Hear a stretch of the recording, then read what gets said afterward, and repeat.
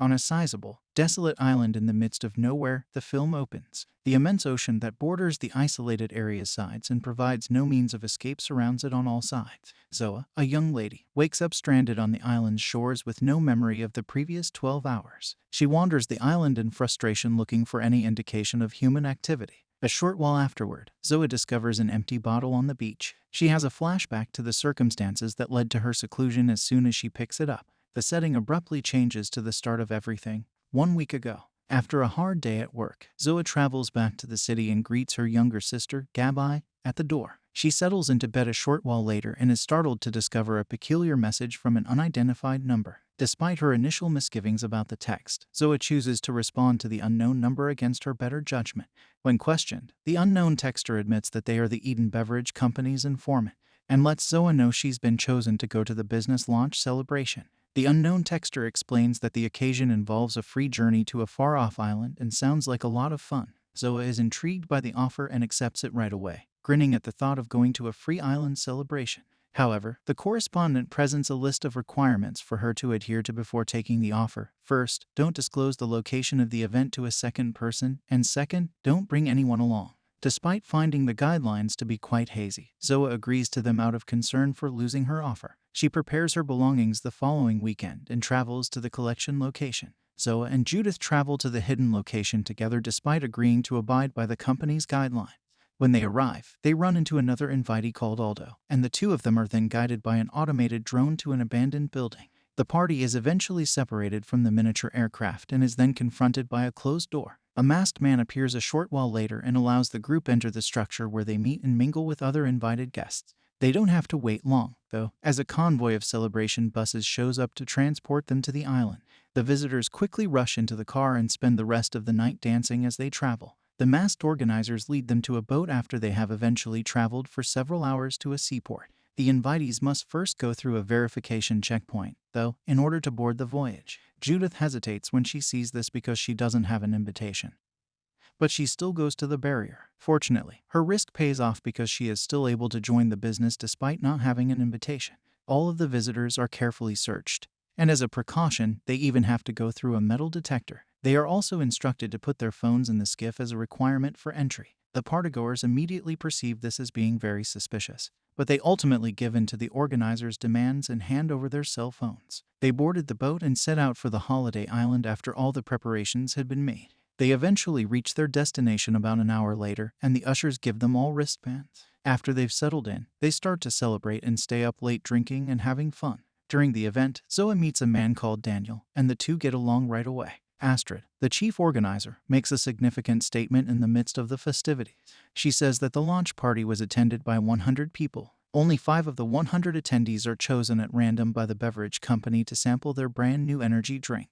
Africa, Ivan, Charlie, Aldo, and Zoa are among the chosen applicants. Each of the 5 guests is given a mystery drink, which they rapidly down before continuing to party. While doing so, Judith looks through the throng for Zoa before making her way to a tent by the island's shores. She observes 2 of the organizers assaulting and putting a guy to death in a water barrel there. This immediately frightens her, and she dashes off to continue looking for Zoa. Zoa is at the opposite end of the island, wandering around in loops while experiencing terrible side effects from the mystery drink. She finally climbs to the top of a steep cliff and is just about to plunge to her death when a strange man appears and rescues her. Zoa keeps having visions before passing out and sleeping for the rest of the night on the precipice. We then go back to the beginning of the film. Zoa awakens by herself and begins to explore the island in quest of any residents. Fortunately, she locates the other 4 carefully chosen visitors who sampled the mysterious beverage, and the 2 of them search the island for hints. They find the remaining visitors on the boat after looking for hours, abandoning them on the island by themselves. A drone appears as they attempt to decide what to do next and guides them to a mansion on the other side of the island.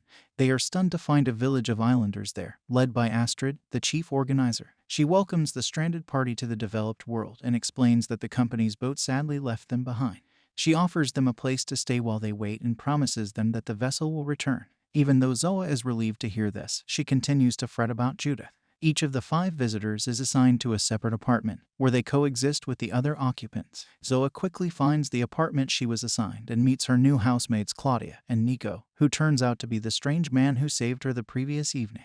A quiet Claudia just observes them from a distance as Zoa praises him for helping her, and the two hit it off right away. The group asks about the coming of the boat the following day. Much to their dismay, they learn that the tides are too powerful for the boat to be able to make landfall. Though upset, the majority of them hold this belief and take pleasure in their time on the island. Aldo, on the other hand, is wary of the organizers and gets suspicious of the island's activities.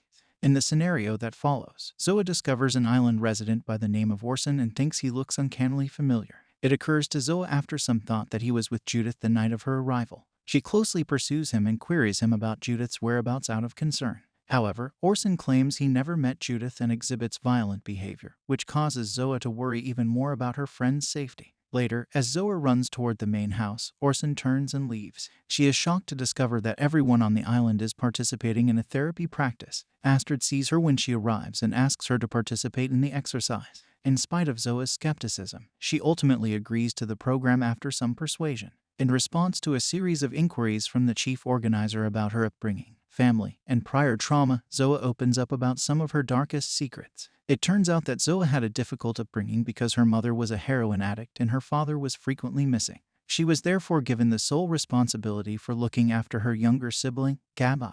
Astrid gives Zoa an embrace and comforts her with a string of encouraging words after the session, which leaves Zoa feeling relieved.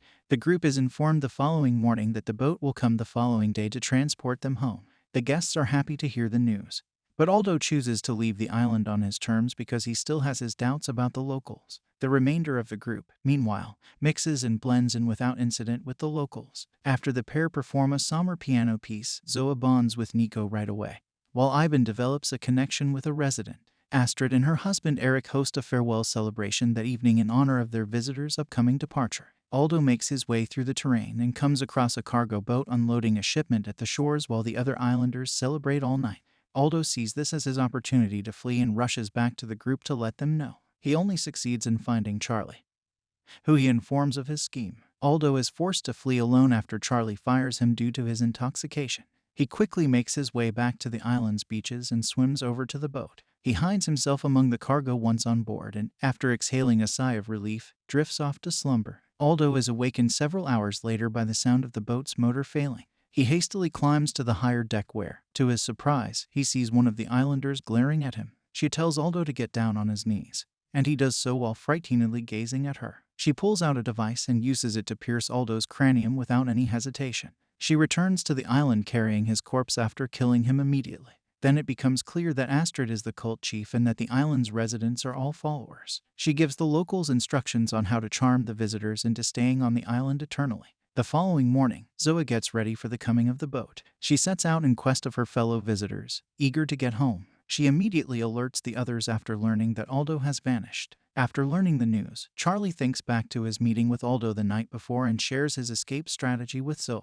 Zoa is deeply troubled by the news and grows weary of the people on the island as she gets closer to leaving. Astrid was already working on strategies to entice the visitors to remain. Africa and Ivan resolve to stay on the island under the influence of the locals, and they both sign contracts tying them to the cult. Gabi frets about her sister's disappearance back in the city and asks their alcoholic mother for assistance. Fortunately, the group makes contact with a police officer who reports Zoa gone.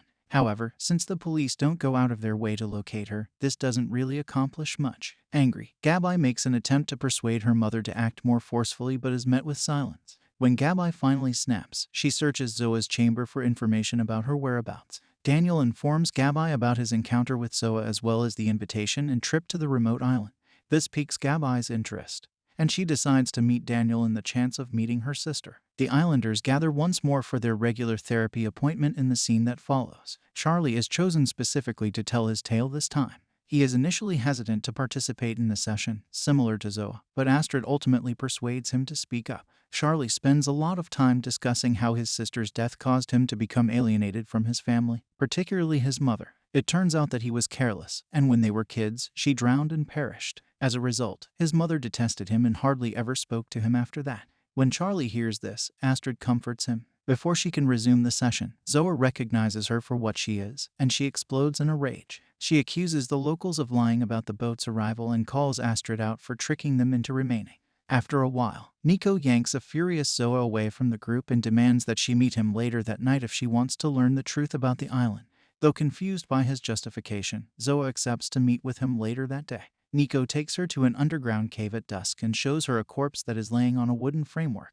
Upon inspection, Zoa is horrified to find that the dead corpse on the pile is actually Judith's. As tears roll down her cheeks, Zoa lets out a scream that signals the conclusion of the episode.